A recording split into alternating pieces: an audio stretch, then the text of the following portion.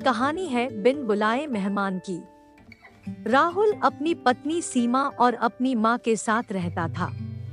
गर्मियों की छुट्टी में राहुल की बुआ फूफा अपने लड़के सोनू के साथ उनके घर रहने आए। घर आते ही फूफा जी राहुल से बोले कि यहाँ तो बहुत गर्मी है, घर में कोई एसी नहीं है क्या? राहुल की माँ ने बोला, भाई साहब अभी कुछ दिन पहले ही राहुल ने अपने कमरे में एसी लगवाया है। यह सुनते ही फूफा जी अपने बेटे से बोले कि सारा सामान राहुल के कमरे में ले जाए। राहुल और उसकी पत्नी सीमा चुप रहे क्योंकि उनने सोचा कि कुछ दिनों की तो बात है। इस तरह बुआ फूफा जी को राहुल के घर रहते 1 महीना हो गया। राहुल ने अपनी माँ से पूछा कि बुआ जी कब जाने वाली है? हम कब तक ऐसे ही हॉल में सोकर अपना गुजारा करेंगे? राहुल की माँ बोली, बेटा रिश्तेदारी का मामला है, हम कुछ कह भी तो नहीं सकते। राहुल की पत्नी सीमा बोली, वह सब तो ठीक है, लेकिन उनका छोटा लड़का सोनू सारा दिन घर में उधम करता रहता है। कल तो उसने हमारा नया सोफा बुरी तरह फाड़ डाला। राहुल इस बात पर बहुत गुस्सा हुआ कि नया सोफा फाड़ दिया। वह अपनी पत्नी से बोला, तुम सोनू को ऐसा करने से रोकती क्यों नहीं?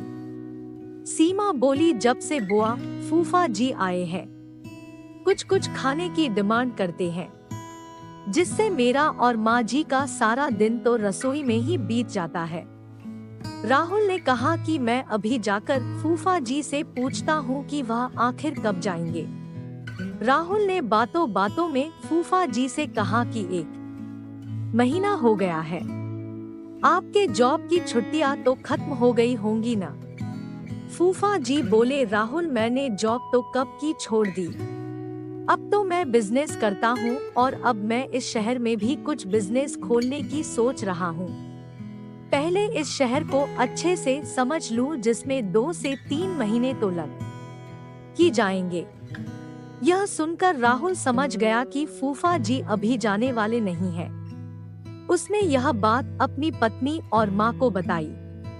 सीमा बोली, जब घी सीधी उंगली से नहीं निकलता तो उंगली टेढ़ी करनी पड़ती है, इनके साथ भी कुछ ऐसा ही करना होगा।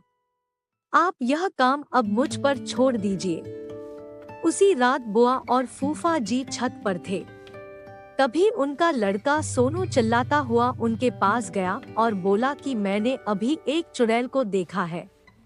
तभी एक चुड़ैल वहां आ गई और बुआ और फूफा जी को बोली कि तुम में से कौन पहले मेरा भोजन बनना चाहेगा। चुड़ैल को देखकर वह बहुत डर गए और उस घर से भाग गए। उनके जाने के बाद सीमा ने अपना चुड़ैल का मुखौटा उतारा। बुआ के परिवार के जाने के बाद सबने चैन की सांस ली। सीमा की सास ने सीमा से कहा कि तू तो बड़ी अच्छी चुड़ैल बनती है। यह कहकर सब हंसने लगे। तो दोस्तों, इस कहानी से हमें यह सीख मिलती है कि हमें किसी भी रिश्ते का गलत फायदा नहीं उठाना चाहिए।